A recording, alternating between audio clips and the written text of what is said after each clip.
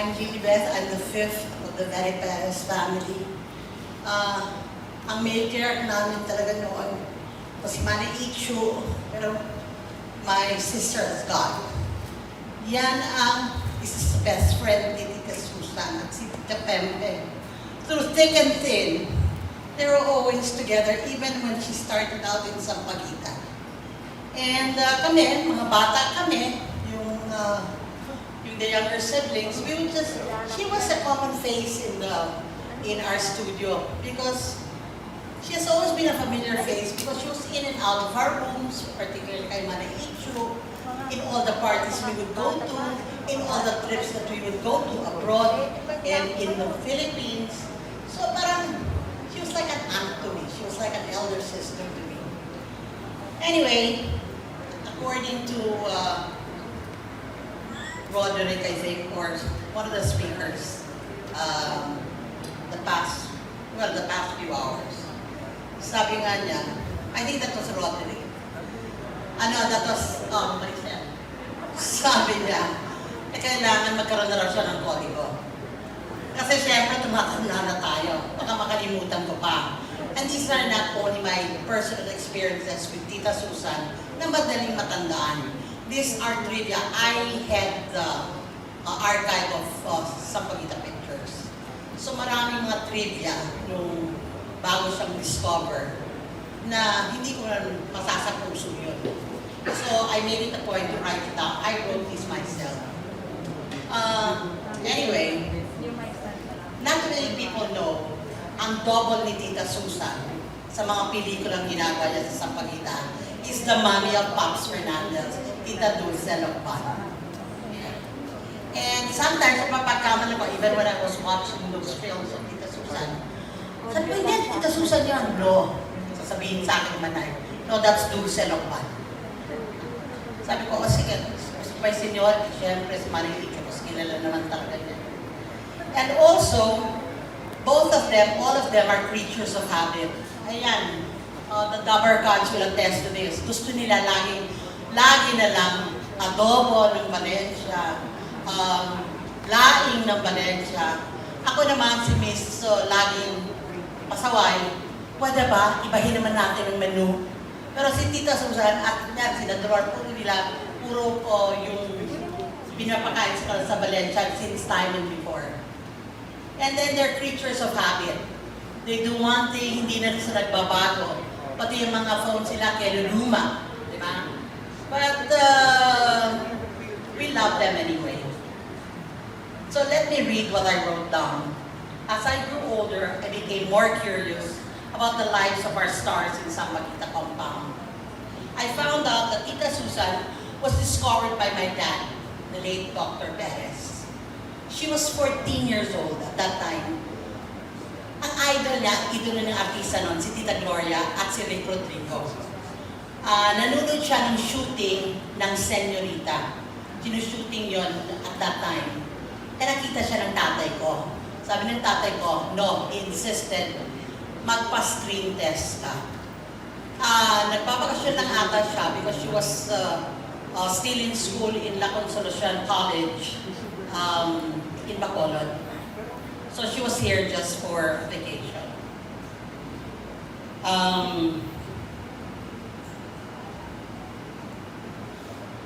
Her first movie was a supporting role in the movie of Gloria Rick Starrer. That's Miss Tilapia. She was so excited to be in the same movie with her idols. After several other supporting roles, she was launched as the star in Boxangera daw. She was only 14 years old at that time.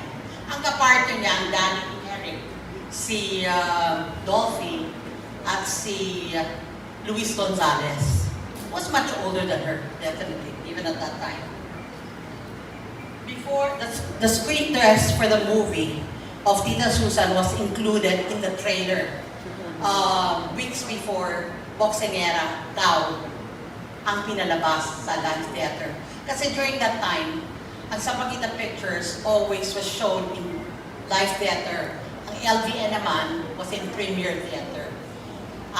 And that LVN was in the Lisay. Tapos ang premiere productions sa World Theater. Iisa lang kasi noon eh. Kaya malaking utang na loob talaga ng industriya kay Antonio J.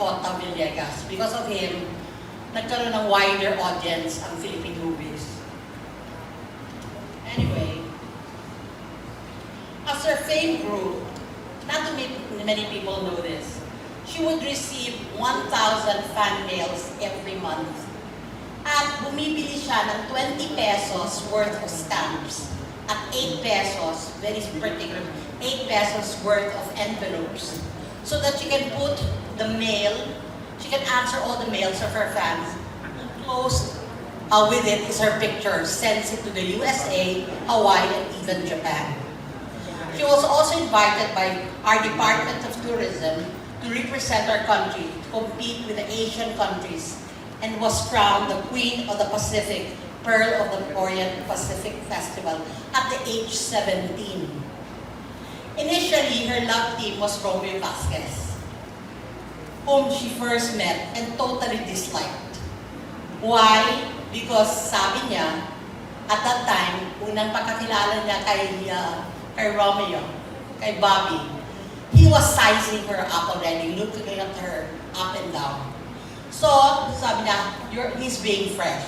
But of course, later on, alam niyo, naging kaibigan din niya. Ba't walang tatawa kay Tito Eddie? She was quoted by her friends in Sampaguita saying, alam niya ni na Tita Pepe, the people close to her, the closest of her friends and relatives, knows her peculiarities and that she is an extremist. Either she likes you or she doesn't like you. No in-between for her. No gray area for her. That is Tita Susan. Hypocrisy has no room in her life. And she lived by that. We had an actor by the name of Greg Martin. He described Tita Susan best. Sabi niya, she is a woman who has an ambition, but she is not ambitious. During the wedding of Tita Gloria, her idol at that time, she pulled out one of the ribbons, yung kinukuha natin dun sa cake.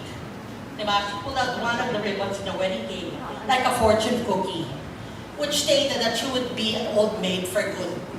This happened to her, that was the second time it happened to her.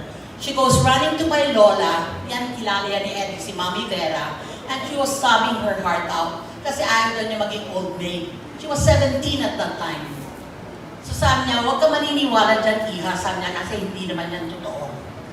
When Manay and Tita Susan, I wanted to talk to you about yung experience nila kasi one of her killing moments was meeting Elvis Presley with Tito Ed. Pero nakwento niya hindi ganun, so I'm going to skip through that. Other than that,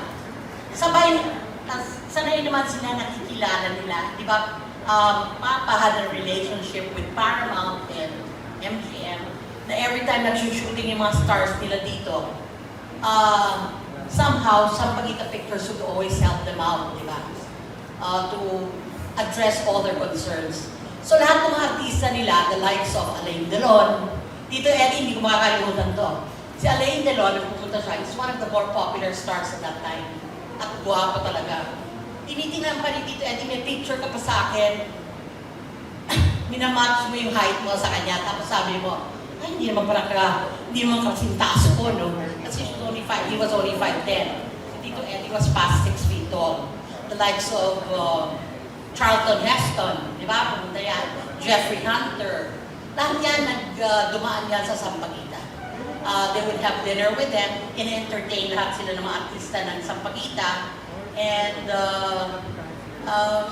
everybody, all the girls were all giggling. Pag lalaki ang pag Hollywood star na lalaki, male star, ang pupunta. Pero kapag mga babae man, sina Tito Eddie, sina Bert Leroy, sina lahat sila, si Sue Lyon, remember Sue Lyon of Lolita, that nymphet? Well, she came over, nagkakandara pa naman sila. They were all young at that time, and I was just a baby. At that time, I used to hear Maniicho talk about the king in Tita Susan's life. Napasilip-silip pa lang daw ang the king. Ang mami ni Prince. Pasilip-silip lang sila kasama ni Era sa studio namin. Kasi we had a policy at that time, maski kapwa-artista mo, kasal muna bago ligaw. So, hindi pwede. May mga spy pa kami, the likes of Channing Carlo. Okay? Tinitingnan niya, pupunta siya sa mga clubs, titingnan niya kung may pakalat-kalat ng mga artista namin doon. Kasi, according to my dad, dapat hindi kayo masyadong nakikita sa labas para magkaroon kayo ng maging sabik ang mga audience nyo sa inyo. That's why they were very iconic. Parang they were larger than life at that time. In fact, ito, kinikwento na lang ito sa akin. Pero at that time, pag nagpupunta raw sila ng Santa Cruzan, lahat ng mga stars na, Tita Susan, sina Barbara, lahat sila.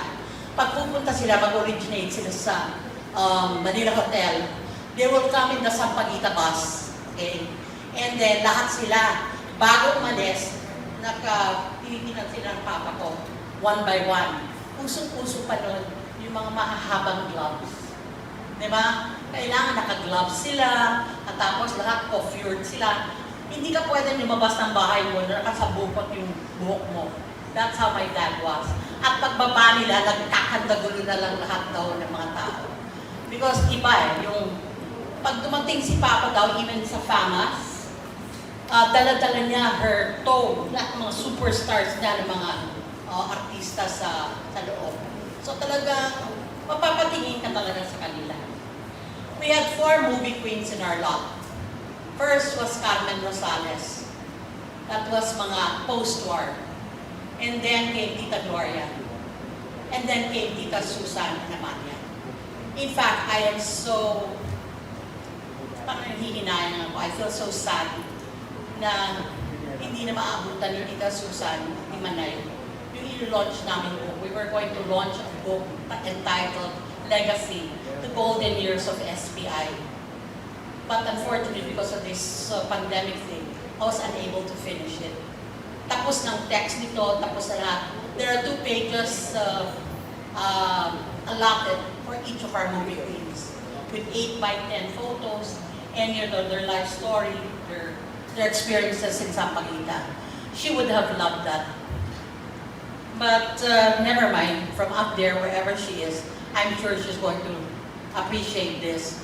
This will be launched probably next year. I'll have to finish it because that's my promise to my sister, Marichu. Okay, going back to what I said, pasilip-silip lang si Daking, ang papa mo, at si Era, kasi hindi sila pinapapasok doon sa studio ng Sampaguita. That was the #1 studio at that time. So, just to get a glimpse of Tita Susan, sumisilip-silip sila. Hindi man sila pinapapasok. Pero, it's ironic na ang best friend ni Marichu are these 2 men. Si Era at si Tita Ronnie.